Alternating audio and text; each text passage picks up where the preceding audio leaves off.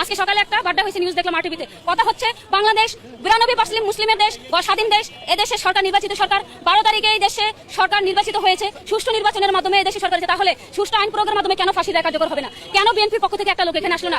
কেন স্বরাষ্ট্রমন্ত্রী এখানে এসে রামিসার বাবার মাথায় হাত দিয়ে বলতে পারলো না আপনার জন্য আমরা আছি? কেন আইনমন্ত্রী এসে বলতে পারলো না যে আপনার পক্ষে আমরা এই দেশের আইন সঠিকভাবে দিব? এটা স্বরাষ্ট্রমন্ত্রীর ব্যর্থতা, বিএনপির ব্যর্থতা, তারেক রহমানের ব্যর্থতা, আইনমন্ত্রীর ব্যর্থতা, বাংলাদেশের বিচার ব্যবস্থার ব্যর্থতা। যদি না হতো, বাংলাদেশের যদি সঠিক বিচার ব্যবস্থা থাকতো, এখন তো ঈদের বন্ধ না, রবিবার থেকে কোর্ট বন্ধ। আজকে পর্যন্ত ফাঁসি দেওয়া কার্যকর করার সুযোগ আছে। শনিবার বাংলাদেশের সকল অফিস আদালত খোলা, শনিবার খোলা, রবিবার খোলা, এর মধ্যে ফাঁসি দেওয়া কার্যকর করার কোনো ব্যাপারই না। 24 ঘন্টা সময় লাগে না। যে আসামি এজলাসে দাঁড়ায় জজের সামনে স্বীকার করে যে হ্যাঁ আমি খুন করছি, আমি দর্শন করছি, তাকে কেন 10 দিনের রিমান্ডে দিতে হবে? 10 সেকেন্ডে কেন জজ বললো না যে ওকে এখন গুলি করে দেন, ওকে ক্রসফায়ার করে দেন? ওই জায়গায় কালকে 4টার সময় এখানে রামিসার জানাজা হয়েছে। জানাজা একটা হবে কেন? জানাজা তো হবে 3টা। রামিসা কি অপরাধী ছিল? তাকে যেভাবে খুন করা হয়েছে সোহাগকে সেভাবে খুন করা হোক, সোহাগকে সেভাবে মৃত্যুদণ্ড দেওয়া হোক। আমার কথা হচ্ছে এদেশে প্রকাশ্যে ধর্ষণকারীকে অন্য কথা না, যেখানে ধর্ষণ হবে সেখানে খুন হবে। যে বাসা না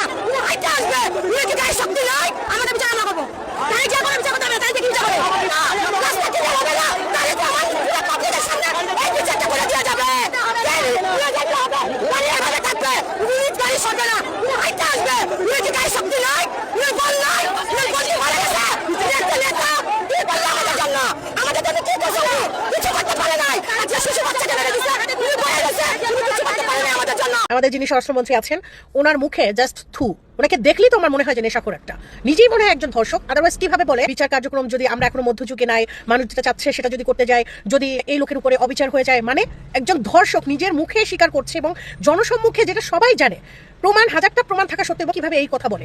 নির্লজ্জের মতো হাইসা কথা বলেন না, আমাদের বুকে জ্বালা পোড়া আছে।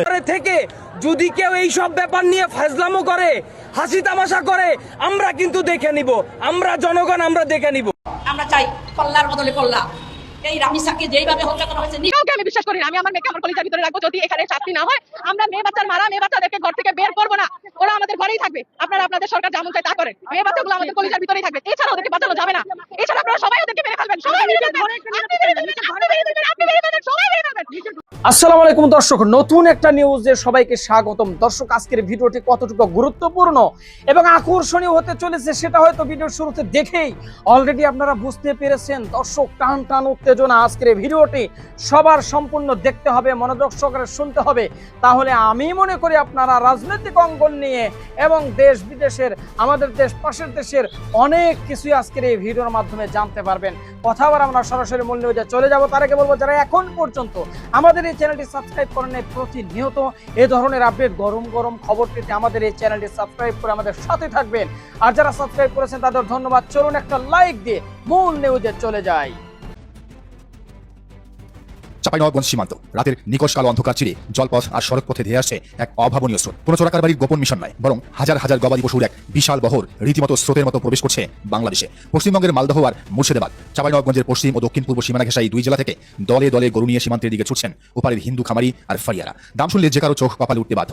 যে গরুর দাম হওয়ার কথা লাখ টাকা, তাই একেবারে পানির দরে বা জলের দামে এপারে পাঠিয়ে দিচ্ছেন তারা। কোনো দর কষাকষি নেই, কোনো লাভ লোকসানের হিসাব নেই, শুধু গরুটা পার করে দিয়ে নামমাত্র যে কটা টাকা পাওয়া যায় তাতেই যেন হাত ছেড়ে বাঁচছেন তারা। কিন্তু কেন এই অদ্ভুত পরিস্থিতি? কেন নিজেদের সারা বছরের হাড় ভাঙ্গা খাটুনির ফসল এভাবে জলের দামে ভিন দেশে বিলিয়ে দিচ্ছেন পশ্চিমবঙ্গের হিন্দু খামারিরা? এই রুদ্ধশ্বাস চিত্রনাট্যের পেছনের আসল রহস্য খুঁজতে হলে আমাদের ফিরে তাকাতে হবে কলকাতার নবান্নের দিকে, যেখানে বসে রাজনীতির এক ভয়ঙ্কর এবং আত্মঘাতী খেলা শুরু করেছিলেন কট্টর হিন্দুত্ববাদী নেতা ও রাজ্যের মুখ্যমন্ত্রী শুভেন্দু অধিকারী। পশ্চিমবঙ্গের রাজনীতির আকাশ এখন যেন বারুদের স্তূপে পরিণত হয়েছে, যেখানে যে কোনো মুহূর্তে জ্বলে উঠতে পারে এক সর্বনাশা দাবাড়াল। রাজনীতির দাবার বোর্ডে ক্ষমতা টিকিয়ে রাখার জন্য নেতারা কত নিচেই না নামতে পারেন, তার এক নগ্ন এবং বিভৎস রূপ আজ দেখছে গোটা বাংলা। একদিকে রাজ্যের মুখ্যমন্ত্রী শুভেন্দু অধিকারী 3 বাটি গরুর মাংস খাওয়ার একটি পুরনো ভিডিও সোশ্যাল মিডিয়ায় ভাইরাল হয়ে আক্ষরিক অর্থে সুনামি বয়ে দিচ্ছে। অন্যদিকে সেই একই মুখ্যমন্ত্রী কোরবানির ঠিক আগ মুহূর্তে রাজ্যে গবাদি পশু জবে এবং মাংস বিক্রির উপর জারি করেছেন এক নজিরবিহীন এবং নিষ্ঠুর নিষেধাজ্ঞা। এই চরম ভণ্ডামি আর দ্বিচারিতার রাজনীতি আজ পশ্চিমবঙ্গকে এমন এক খাদের কিনারায় এনে দাঁড় করিয়েছে। ভারতে গরু জবাই নিষিদ্ধ করার যে আইনটি পাশ করা হয়েছিল, এই আইনে মূলত তারা 2টি প্ল্যান এখানে করে রেখেছিল। প্রথম প্ল্যান ভেস্তে যাওয়ার পরে এবার তারা দ্বিতীয় প্ল্যানে পা দিচ্ছে।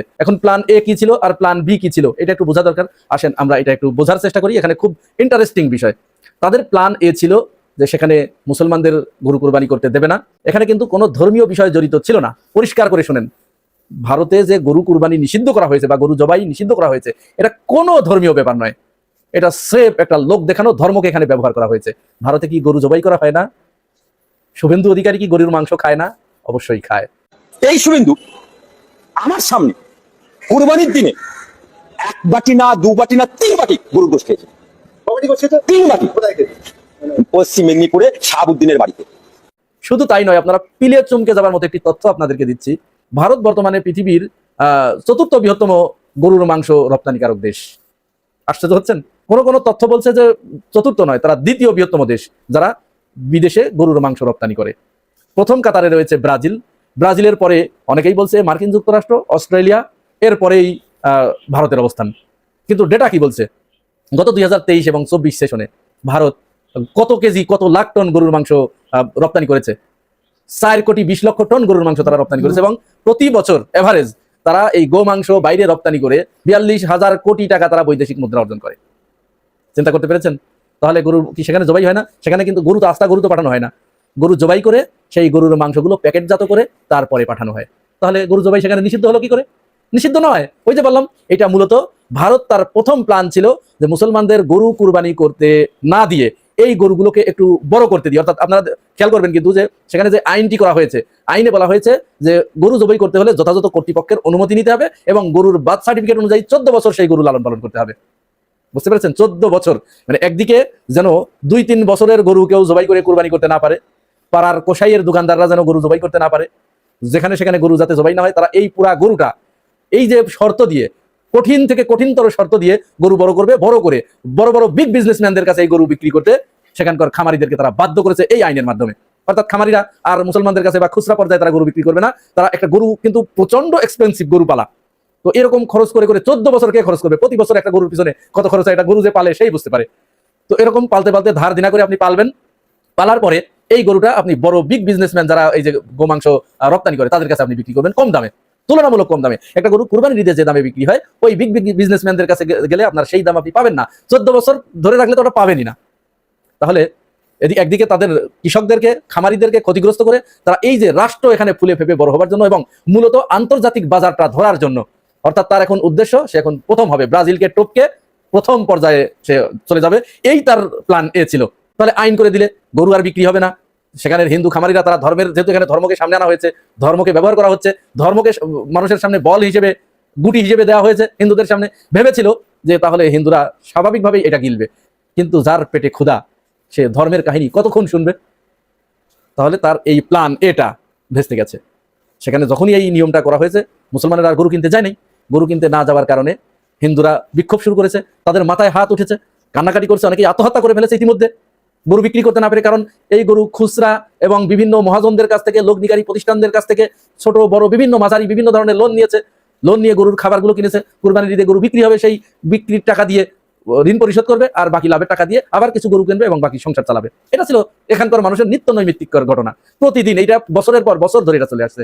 কিন্তু এই জায়গায় হিন্দু খামারিদের এই পরিকল্পনায় পেরেক ঠুকে দিয়েছে এই শুভেন্দু আর মোদী। মূলত মোদীর প্ল্যান বাস্তবায়ন করেছে শুভেন্দু। এইবার যখন হিন্দুরা প্রচন্ডভাবে খেপে গেছে, খেপে যাওয়ার পরে তো এখন বিপাকে পড়েছে না শুভেন্দু, প্রচন্ড বিপাকে পড়ে গেছে। তাহলে এখন বাধ্য হয়ে তাকে প্ল্যান বিতে যেতে হচ্ছে। আর প্ল্যান বিটা কি? প্ল্যান বিটা আরো ভয়াবহ। এখানে সব মিলেই বিপদটা এসে মূলত ওই হিন্দু খামারিদের উপরেই পড়ছে। ভারতের কলকাতার আমার হিন্দু ভাই বোনেরা, আপনারা যদি আমার এই ভিডিও শুনেন, আপনারা একটু ভালো করে লক্ষ্য করেন, ধর্ম এখানে নাথিং। এখানে শুধুমাত্র ধর্ম বিদ্বেষ ছড়িয়ে আপনাদেরকে ক্ষতিগ্রস্ত করার জন্য এই কাজটি করছে। যেমন আমি আরেকটা, ওই ঘটনায় যাওয়ার আগে আরেকটা উদাহরণ আপনাদেরকে দিই। এই যে ভারতে মাইকে আজান দেয়া নিষিদ্ধ করলো, এই আজান দেয়া নিষিদ্ধ করার কারণে ক্ষতিগ্রস্ত কি শুধু মুসলমানরাই হয়েছে না আপনারাও হয়েছেন? আপনারা হয়েছেন না? কারণ এখানে বলা হয়েছে সাউন্ড পলিউশনের কথা। তো সাউন্ড পলিউশন আজানে যদি হয়, তাহলে এই যে মন্দিরে, গির্জায় যে ঘন্টা ধ্বনিগুলো বাজানো হয়, ঢোল তবলা এগুলো যে বাজানো হয়, সাউন্ড পলিউশন হয় না? তাহলে আপনি সাউন্ড পলিউশনের কথা বলে ওখানে কিন্তু ওই আইনের ভিতরে এটাও বলে দিতে হয়েছে, তাদের বাধ্য হয়েছে। কারণ আপনি সাম্প্রদায়িক বীজ যখন আপনি আপনার ভিতরে লালন করবেন, তখন মুসলমানদের মসজিদে মাইকে আজান দেয়া শব্দ দূষণ করছে, এটাও নিষিদ্ধ। আবার উচ্চ স্বরে গান বাজনা, ঢোল তবলা এগুলো বাজানো নিষিদ্ধ, এটা করতে হয়েছে। তাহলে কি হলো? আপনাদের যে ধর্মের প্রধান অনুষঙ্গ ছিল হিন্দু ধর্মের, সেখানে গান বাজনা, ঢোল তবলা, খোল, মৃদঙ্গ এগুলো বাজানোর যে একটা রেওয়াজ ছিল, এখানে কিন্তু একটা কড়াকড়ি আরোপ করা হলো। তাহলে মুসলমানদের পাশাপাশি এই প্রভাবটা কিন্তু আপনাদের উপরে যেয়ে পড়লো। আর একটা বিষয় লক্ষ্য করুন, বলা হলো রাস্তায় নামাজ পড়া যাবে না, রাস্তা বন্ধ করে। তো রাস্তা বন্ধ করে তো শুধু নামাজ পড়ে না, ওখানে কয়জন মুসলমান আছে? 30 কোটি মুসলমান, 150 কোটির ভিতরে 30 কোটি, 25 কোটি, 26 কোটি যাই বলি, বাকি তো সব হিন্দু। এরা যখন পূজা করে, এই পূজাগুলো তো রাস্তা বন্ধ করেই করতে হয়। রাস্তা প্রচন্ডভাবে জ্যাম হয়ে যায়, বন্ধ করে দিতে হয়। তাহলে আপনি যখন মুসলমানদের নামাজ রাস্তা বন্ধ করে পড়া নিষিদ্ধ করলেন, একই সাথে আপনাকে এটাও বলতে হয়েছে যে পূজাও, যে কোনো ধর্মীয় উৎসব রাস্তা বন্ধ করে করা যাবে না। তার মানে আপনার ধর্মীয় উৎসবেও কি পেরেক ঠুকলো না? ঠুকে দিলে কিন্তু আপনিও তো এটা করতে পারবেন না। যাই হোক, এবারে আসেন ওই যে প্ল্যান বি তে তারা যে গেছে, এখানেও কিন্তু ক্ষতিগ্রস্ত আপনারাই হচ্ছেন। প্ল্যান বি হচ্ছে তারা ভারতে গরু কুরবানি করতে দেবেই না। এখন কি করছে শুভেন্দু অধিকারী, এই ছোট ছোট খামারিদেরকে বা এখানে কিছু ফরিয়া বা দালালদেরকে ঠিক করে দিয়েছে। তারা কি করছে, ওই হিন্দু যারা খামারি আছে একেবারে প্রান্তিক পর্যায়ের, যারা খুচরা পর্যায়ের 2টা 5টা 10টা গরুর মালিক, এদেরকে একটা দালাল ধরিয়ে দিয়েছে যে ওর কাছে গরুগুলো বিক্রি করে দাও। এখন এই দালাল কি করছে, 20 জন 30 জন 50 জনের গরু কিনে তারা রাতের অন্ধকারে এই বাংলাদেশের চাঁপাইনবাবগঞ্জ সীমান্ত দিয়ে রাতের অন্ধকারে গরুগুলো বাংলাদেশে পাচার করে দিচ্ছে। দেখুন একটু দেখাই।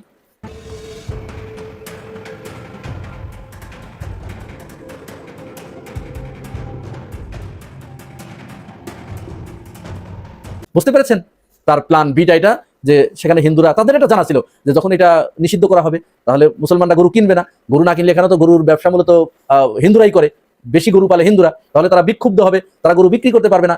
এই গরুগুলো কি করব, রাতের অন্ধকারে বাংলাদেশে পুশ করে দেওয়া হবে, বাংলাদেশের ব্যবসায়ীরা এই গরুগুলো কিনবে। এটা ছিল তাদের প্ল্যান বি। এখন আমাদের এখানে একটু করণীয় আছে। বাংলাদেশে যারা আমরা মুসলমান ভাইয়েরা আছি, এই মুহূর্তে পশ্চিমবঙ্গের হিন্দু ভাইদের পাশে আপনাদেরকে দাঁড়াতে হবে।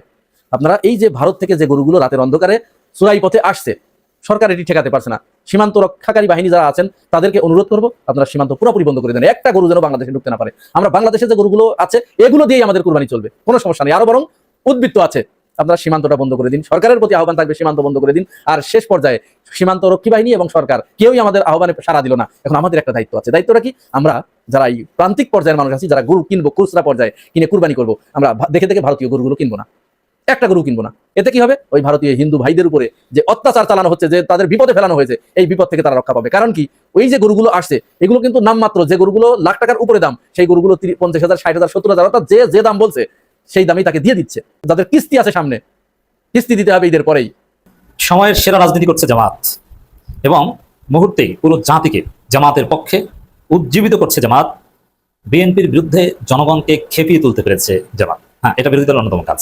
তবে হ্যাঁ, সেটা যৌক্তিকভাবে হতে হবে এবং সরকারের বিরুদ্ধে জনগণকে খেপিয়ে তোলা, সরকারকে কাঠগড়ায় দাঁড় করানো, এটা সরকারের ভুলের জন্য হতে হবে।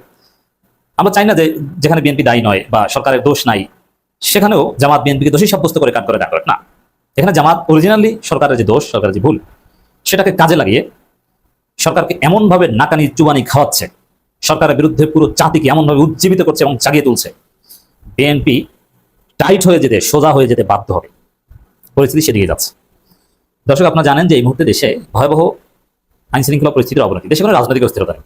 আমরা অতীতে দেখতাম রাজনৈতিক অস্থিরতা কি, আমরা কথা বলতাম এই যে জামাতের অমুককে ধরেছে, বিএনপির অমুককে ধরেছে, খালেদা জিয়াকে জেলে নিয়েছে, আমির জামাতকে জেলে নিয়েছে, জামাতের অমুককে ক্রসফায়ার দিয়ে হত্যা করেছে, বিএনপির অমুককে হত্যা করেছে, অমুক জায়গায় জামাতের প্রোগ্রাম থেকে অমুক কয়েকজন ধরেছে, অমুক জায়গায় তারাবি নামাজ থেকে সব মুসল্লিকে ধরে নিয়ে গেছে জামাত ট্যাগ দিয়ে, অমুক বিশ্ববিদ্যালয়ে হামলা, অমুক কলেজ থেকে শিবির বিরোধী অভিযান, অমুক জায়গায় জঙ্গি, এগুলো দেখতাম। মানে এটা রাজনৈতিক অস্থিরতা ছিল যে কোথাও বিএনপি কোনো সভা সমাবেশ করলে জামাত ঘরের মধ্যে প্রোগ্রাম করলো ধরো, এটা নিয়ে আমরা কথা বলতাম, এর বিরুদ্ধে বলতাম। কিন্তু এখন আমরা সেগুলো কিন্তু দেখি না। এখন আমরা দেখি যে অমুক জায়গায় ধর্ষণ, অমুক জায়গায় হত্যা, অমুক জায়গায় হত্যা। সরকারি দল বিরোধী দল আগে কথা বলতো এটা নিয়ে যে আমাদের অধিকার, যে আমাদেরকে সভা সমাবেশ করতে দেওয়া হচ্ছে না, আমাদেরকে জামিন দেওয়া হচ্ছে না, মুক্তি দেওয়া হচ্ছে, আমাদেরকে শুধু ধরা হচ্ছে। বিরোধী দল কথা বলতো বেসিক্যালি এগুলো নিয়ে। আর এখন জামাতের এইসব বিষয় নিয়ে কথা বলার কিছু নেই।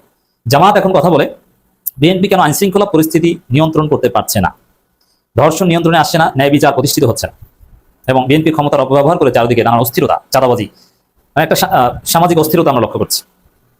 এটা জামাতের এই জন্য জামাতের পক্ষে খুব সহজ বিএনপির বিরুদ্ধে জনগণকে জাগিয়ে তোলা। কারণ জামাত এখানে নিজেদের অধিকারের জন্য কিছু বলছে না, জনগণের অধিকারের জন্য বলছে, নিজেদের ভালোর জন্য, নিজেদের কারো মুক্তি টুক্তি নিয়ে রাজপথে নামছে না। জামাত রাজপথে নামছে একটা নিরাপদ বাসযোগ্য সমাজ নিশ্চিতের দাবিতে। এখন এই যে রামিসা হত্যা থেকে শুরু করে ধর্ষণ, আরো চারদিকে যা চলছে, চাঁদাবাজি, সন্ত্রাস, এইসব বিষয়ে জামাত স্মার্ট রাজনীতি করছে। জামাত এগুলো নিয়ে মাঠে নামছে, মানববন্ধন করছে, বিক্ষোভ মিছিল করছে, ফেসবুকে লিখছে, সোশ্যাল মিডিয়ায় বিএনপিকে এমনভাবে দায়ী করছে, বিএনপি তো মাথা খারাপ হয়ে গেছে। দেখেন, এমন অবস্থা জামাত করেছে যে বিএনপি এই পরিস্থিতি নিয়ে কাজ করতে যতটা মেহনত করে তার চাইতে জামাতের প্রচারণা থেকে নিজেদের বাঁচাতে মেহনত করছে বেশি, কিন্তু কাজ হচ্ছে না। কারণ জামাত এখানে ন্যায়ের পক্ষে, অন্যায়ের বিরুদ্ধে, আর বিএনপি এখানে খেয়ে হারিয়ে ফেলেছে। তো দর্শক, এই যে দেখেন, এই ধর্ষণ বিরোধী, আমাদের প্রত্যেকের নৈতিক দায়িত্ব ধর্ষণের বিরুদ্ধে প্রতিবাদ করা। তা জামাত প্রতিবাদ করেছে। এখন জামাত প্রতিবাদ না করলেও তো আমরা গালি দিতাম যে বিরোধী দল ঘাস খায় আঙ্গুল চুষে, দেশে এই ঘটে সেই ঘটে, বিরোধী দল তো কিছুই করলো না, তারা রাজপথে নামলো না। জামাত রাজপথে নেমেছে। এবং সোশ্যাল মিডিয়ার প্রচারণা যদি দেখেন, জামাত শক্তিশালী প্রচারণা চালিয়ে ধর্ষণের বিরুদ্ধে তীব্র জনমত তৈরি করেছে এবং বিএনপি সরকারকে মানুষ গালি দিচ্ছে যে তারা পারছে না। জামাত থাকলে চারদিকে আপনি যান, মাঠে ঘাটে, হাটে বাজারে, চায়ের দোকানে, শপিং কমপ্লেক্সে, বিশ্ববিদ্যালয় ক্লাসরুমে, যেখানেই যান, যারা প্রকৃতপক্ষে ধর্ষণের বিরুদ্ধে। আমি শুনেছি, আমি হঠাৎ করেই এই রামি দর্শক, আশা করি পুরো ভিডিওটি আপনারা দেখেছেন। এবার অবশ্যই আপনাদের মূল্যবান মতামতটা জানিয়ে দিন। পুরো ভিডিওটি দেখে আপনারা কি জানলেন বুঝলেন, অবশ্যই আপনাদের মূল্যবান মতামত ভিডিওর কমেন্ট বক্সে জানিয়ে দিন। আর হ্যাঁ, পারলে ভিডিওটি শেয়ার করে আপনার বন্ধু বান্ধবকে দেখার সুযোগ করে দিন। পরবর্তী ভিডিও পেতে অবশ্যই আমাদের এই চ্যানেলটি সাবস্ক্রাইব করে পাশে থাকা বেল বাটনটি চেপে দিবেন। ভালো থাকবেন, দেখা হবে নতুন কোনো ভিডিওতে। আজকের মতো এখানেই বিদায় নিচ্ছি। আল্লাহ হাফেজ।